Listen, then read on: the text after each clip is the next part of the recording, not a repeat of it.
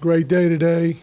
Added four quality young men and really good players that we're excited about. It's relief to finally get them signed and behind us. And I got to give our staff and our players just did a tremendous job in selling the university and selling our program. And it's been a 3-year grind in putting this together. And so we're excited about that. And got the Demons coming in here Friday, and guys are gradually getting ready to play. And it's here. Basketball season is here, and it's a great time of the year. So what do you think was the biggest key in landing for such high-quality guys out of Dallas? Just time. We recruited these guys for years, and then getting Alex Robinson and Avery Johnson and Jordan Green and Antoine Space, all 4 Dallas guys. We were able to develop a relationship with them the last 3 years that impacted this class. How well do these guys know each other? It looks like they're playing different. Some of the These kids been knowing each other since they were like 6th grade.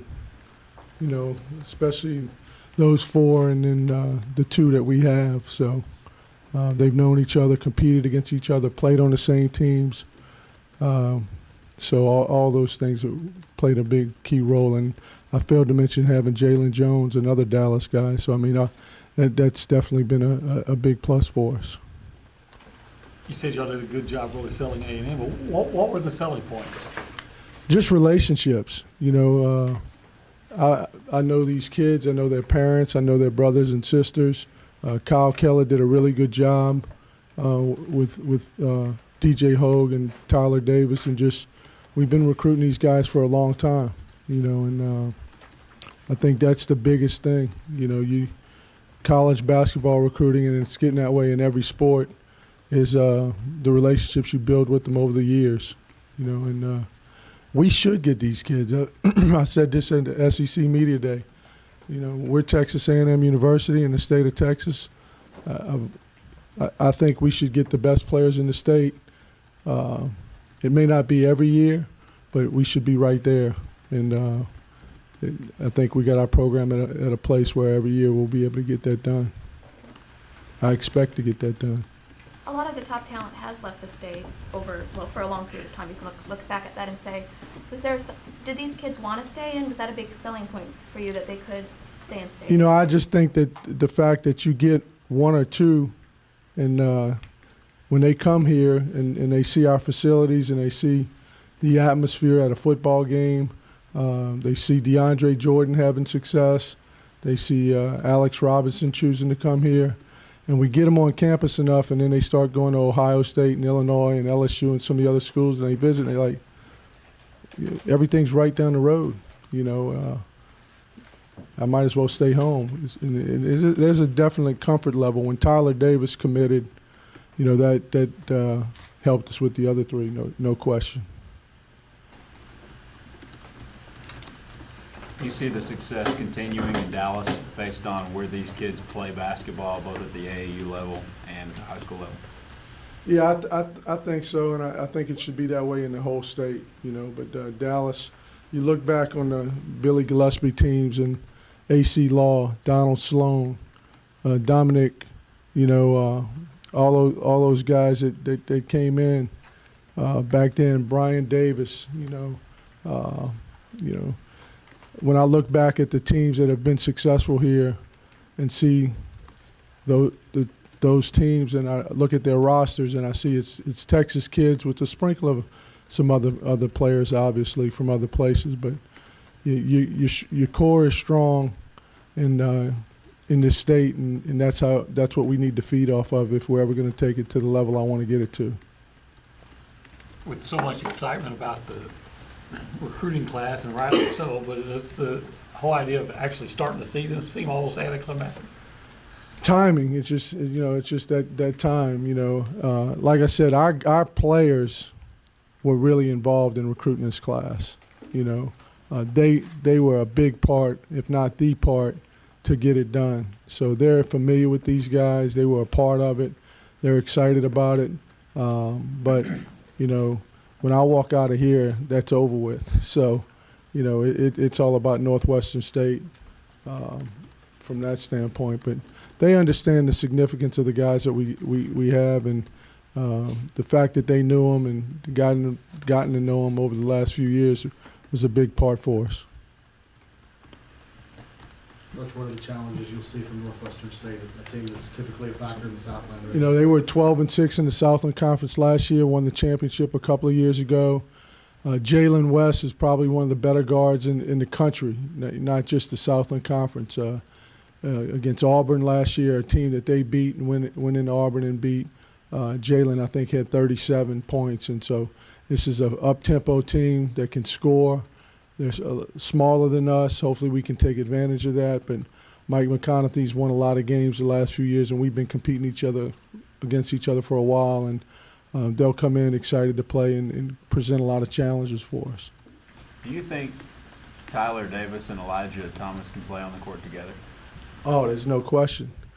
Kentucky's got about 5 of them, you know. So, you know, you look at the teams that are Kansas, you know, all those guys, they play together there. Yeah. You know, they can play together here. Texas this year, their front line is incredible, you know. And they're very comfortable with each other, and they know each other well. And I thought that was pretty cool. I don't know how close you follow it, but when we got Tyler Davis, we thought right away, you know, it's going to eliminate Elijah. And Tyler was like, "Oh, Coach, we need to try to go get him, number one." And then Elijah was like, "No, and that makes me even more interested. I got another big guy. It's not going to be all on my shoulders, you know." So those kids know they can play together, and it's a great luxury to have. It's something we haven't, since I've been here, front line players have been scarce, you know, and so there was no question that those two can play together, and if we can get 2 more like them, we'll figure out a way to play them together too. Can either one of those guys play the 4, you think? Yeah, they're both skilled enough. They're really talented. They got great hands and great feet, you know, which is a good combination for big guys. And both of them are smart kids, have a good feel for the game. They're different in their play somewhat, but their ability to move and pass and catch and score, you know, gives them that luxury of playing together. What is it about Kyle that makes him a solid recruiter? Well, one, he's from Texas, you know, and so he knows these kids, and he's an extremely hard worker. You know, one of the hardest working coaches I've ever had on my staff, and just has done he was at Oklahoma State for a number of years, so he's been recruiting the state, and then he was at Kansas before he came here. So just he's got some strong ties to this area, and then his work ethic and developing relationships quickly has been a plus for us. Coach, a week ago in this exhibition game, what did you learn about your team in that game? I learned that our young guys are a little further ahead than I thought, and I also learned that our older guys need to pick it up. We need a little bit more from them. They need to be more efficient. And somewhat concerned, you know, when Caruso gets in foul trouble, you know, we're going to look at a couple of freshmen on the floor behind him, and you know, early on against the people we have to play against, that can be a challenge. Coach, you said if you could get 2 more, we'll take them as well. Are you looking for more in this class, or are you now jumping ahead to the You next know, class? we're always recruiting 1 or 2 guys this class. That's just what we do. And we're in a position with our program, because of some APR issues that have been cleared up, that we can get the best, you know, and it improves your program. We're working from a power of strength, and not, well, we can't, this guy's not doing what he's supposed to do, and so we really can't, we have no room to bring anybody else in. Now you breed competition. You know, when you're breeding competition within your team, in depth in your team, then it makes you better, and that's how you win championships, when you start doing that. What kind of goals do you set for your team this season, this being your 4th year now? Is an NCAA tournament, is that a must in your mind? You know, I don't measure our team, you know, from that standpoint. We really just try to focus and try to get better every day. And our goal every year, and I've said this from the day I got here, is to strive to get to championship level. And to get to championship level, you got to play in the NCAA tournament. So, you know, that's a goal every year. We have the best team that I've had since I've been here, and we're most equipped at this time to get to the NCAA tournament. But I mean, you got to be injury free. You've got to finish off games that we missed on finishing off last year.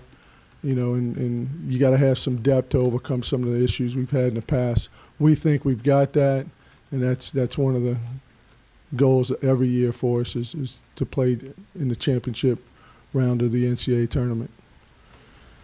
Yes, sir. You've mentioned, you mentioned a lot of the positives. What are we still missing? For this year's team, we have some inexperience that we're going to be relying on, and then our young post guys have got to step up for us. We've got to have an interior presence, you know, and a lot of the weight is on Courtney's shoulders from being a fifth-year senior, but he needs some help, you know. And I know Jalen Jones will provide that. I know Tony Troca will provide that, but we could use some more. You know, we need Dylan Johns or Tavario Miller to step up in the post, and hopefully, you know, developing Peyton Allen, who you saw as a freshman did some good things and can really shoot the ball for us and has a good poise and good pace for us could help us. But we're relying on Alex Robinson and Peyton, you know, to provide us some good depth on the perimeter, and they're just inexperienced at this point. Is Tony back in good standing?